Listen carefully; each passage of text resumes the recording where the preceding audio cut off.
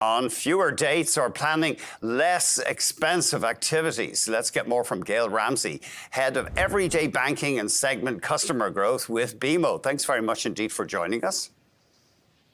Oh, well, thank you for having me. Great story for Valentine's Day. So Canadians on average spend $173 for each date. It sounds like a lot, but that includes transport and preparation such as attire. And I guess with the cost of restaurants now, it's plausible.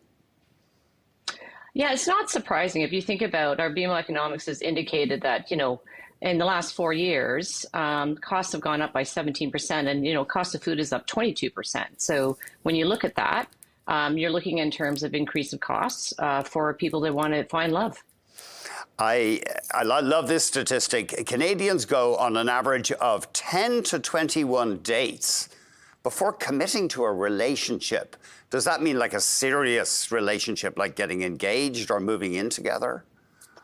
Yes, that's exactly it. In terms of thinking about committing to actually, cohabitate or even potentially marrying, it's 10 to 21 dates. And I love this calculation that you could spend $3,621 on those dates before you make the relationship official. Yeah, so you can look at that. I mean, that's actually that's almost half a car these days, right? When you think about it in terms of the commitment. But I would think it's probably important that, you spend the time to make sure you're actually getting, to be with the right person. What did you say? Half of a what? Gayle. Sorry. So I'd say that, it's like half of, or I should say half a car. It's probably about a third of a car. So when you're thinking about spending money, that's what it's going to cost you. And I think it's really important that, you are investing in, your future love and relationships. Yeah, maybe I'm quibbling, but cars are more expensive than that these days. But still, $3,000 plus is a good chunk of change, there's no doubt. And 42% of Canadians said they adjusted their dating plans. It was too expensive.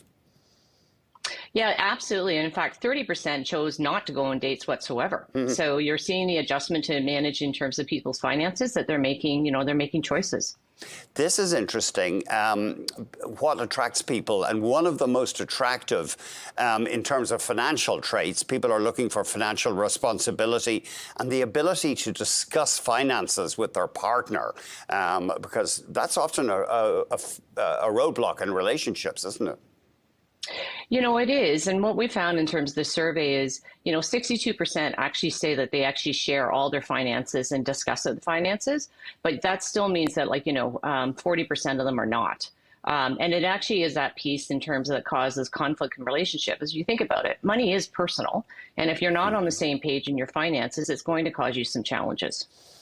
And just about half of single men say that their net worth is going to influence their dating prospects.